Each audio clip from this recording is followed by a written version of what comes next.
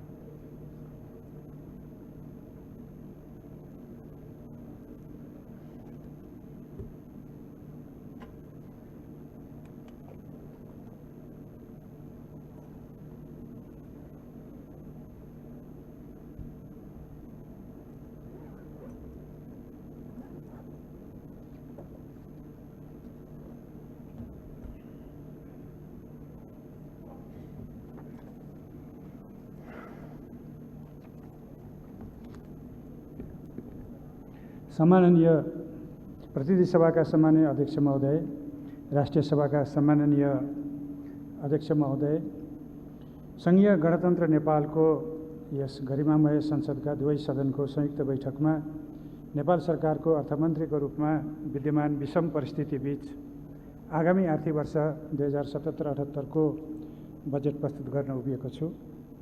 यस घडीमा लोकतान्त्रिक गणतन्त्र स्थापनाका लागि विभिन्न समयमा भएका आन्दोलनमा जीवन उत्सर्ग गर्नुहुने सम्पूर्ण ज्ञात अज्ञात शहीदहरूप्रति तथा निरङ्कुशताको विरुद्ध जीवनपर्यन्त सङ्घर्ष गर्नुहुने दिवंगत नेताहरूप्रति भावपूर्ण श्रद्धाञ्जली अर्पण गर्दछु।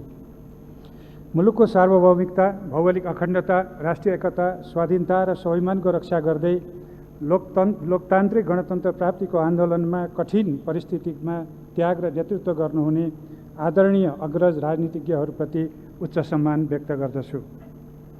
विश्वव्यापी महामारीको रूपमा फैलिएको कोरोना रोगको कारण विश्वले एकैपटक मानवीय र आर्थिक सङ्कट सामना गर्नु परेको छ। स्वास्थ्य सङ्कटबाट उत्पादन, व्यापार तथा लगानीसम्मका श्रृङ्खला प्रभावित भई विश्व अर्थतन्त्रमा सङ्कुचन आउने स्पष्ट सङ्केत देखिएको छ। विश्व अर्थतन्त्रको अन्तर्आबद्धताका कारण नेपालको अर्थतन्त्रका प्रमुख क्षेत्रहरू समेत गम्भीर प्रभावमा पर्न थालेका छन्। मैले वर्तमान सरकारको तेस्रो वर्षको बजेट प्रस्तुत गरिरहँदा कोरोनाबाट नागरिकको जीवन रक्षा गर्ने र अर्थतन्त्रलाई गतिशील बनाउने गहन जिम्मेवारी बोध गरेको छु। विगत 2 वर्षको अथक प्रयासबाट हासिल भएको उपलब्धिको जगमा टेकेर विकास र समृद्धिको यात्रालाई तीव्रता दिने मार्गमा कोरोना महामारीको कारण धक्का लागेको छ। शताब्दीकै यस विषम परिस्थितिमा सबै राजनीतिक दल, जनप्रतिनिधि, सङ्घ संस्था र आम नागरिकको सहयोग र ऐक्यबद्धताले वर्तमान चुनौती सामना गर्न सकिन्छ भन्ने सरकारको दृढ विश्वास छ। आगामी आर्थिक वर्षको बजेट नयाँ परिस्थितिले सिर्जना गरेको चुनौतीलाई सामना गर्ने र प्राप्त अवसरलाई उपयोग गर्नेतर्फ केन्द्रित रहनुपर्छ भन्नेमा म सजग छु। यस अवस्थामा सबै नेपालीको जीवन रक्षा गर्ने, भविष्यप्रति आधारयुक्त आशा जगाउने र अर्थतन्त्रको पुनरुत्थान गर्दै तीव्र विकासको बाटोमा लैजाने गरी मैले बजेट तर्जुमा गरेको छु। दशकौं लामो सङ्घर्ष र बलिदानबाट प्राप्त राजनैतिक उपलब्धि एवं स्थिरताले सिर्जना गरेको नेपालीको आशा, भरोसा र आफ्नै जीवनकालमा समृद्धि देख्न र अनुभूति गर्न पाइन्छ भन्ने आत्मविश्वास नै हाम्रो लागि ऊर्जा हो। यसैको जगमा विगतमा भूकम्प लगायतका विपदबाट माथि उठ्न सकेको तथ्य समेतका आधारमा हामी फेरि उठ्न सक्छौं र छिट्टै उठ्छौं भन्ने विश्वासका साथ आगामी आर्थिक वर्षको बजेट तर्जुमा गरेको छु। बजेट तर्जुमा गर्दा मैले मूलतः नेपालको संविधान र कानुनहरू, यस सम्मानित संसदले पारित गरेको नेपाल सरकारको नीति तथा कार्यक्रम विनियोजन विधेयक 2077 को सिद्धान्त र प्राथमिकतामा संसदका दुवै सदनमा छलफल भई प्राप्त भएका सुझाव 15औं योजना र दिगो विकास लक्ष्यलाई आधार बनाएको छु। बजेट तर्जुमाको सिलसिलामा संसदीय समितिहरू, राजस्व परामर्श समिति र विभिन्न कार्यदलका प्रतिवेदन तथा सङ्घ संस्था एवं विद्वत वर्ग लगायत सबैबाट प्राप्त सुझावलाई समेत ध्यान दिएको छु। सम्माननीय सभामुख महोदय, सम्माननीय अध्यक्ष महोदय, अर्थतन्त्रका महत्त्वपूर्ण परिसूचक विवरण र तथ्याङ्क समावेश गरिएको आर्थिक सर्वेक्षण 2076-77 मैले यस सम्मानित सदन समक्ष पेश गरिसकेको छु। अब म चालू आर्थिक वर्षको आर्थिक स्थितिको संक्षिप्त विवरण प्रस्तुत गर्ने अनुमति चाहन्छु। विगत केही वर्षदेखि निरन्तर रूपमा हासिल हुँदै आएको उच्च आर्थिक वृद्धि दर, कोरोना रोगको संक्रमण जोखिम न्यूनीकरण गर्न राष्ट्रिय तथा अन्तर्राष्ट्रिय रूपमा अवलम्बन गरिएका कदमहरूबाट प्रभावित भई यो वर्ष 2.3% सीमित हुने प्रारम्भिक अनुमान छ। पर्यटन, यातायात, उत्पादनमूलक उद्योग र निर्माणतर्फको उत्पादन सङ्कुचित हुने अनुमान छ। प्रति व्यक्ति कुल ग्राहस्थ उत्पादन $1085 र प्रति व्यक्ति खर्चयोग्य आय $1388 पुगेको छ। कुल ग्राहस्थ उत्पादनको अनुपातमा कुल लगानी 50.6% र कुल राष्ट्रिय बचत 46% पुगेको छ। चालू आर्थिक वर्षको 9 महिनासम्म मुद्रास्फीति औसत 6.5% सीमित रहेको छ।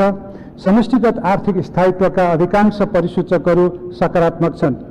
यद्यपि कोरोना महामारीबाट उत्पन्न भएका परिस्थितिका कारण यी परिसूचकहरू दबावमा परेका छन्।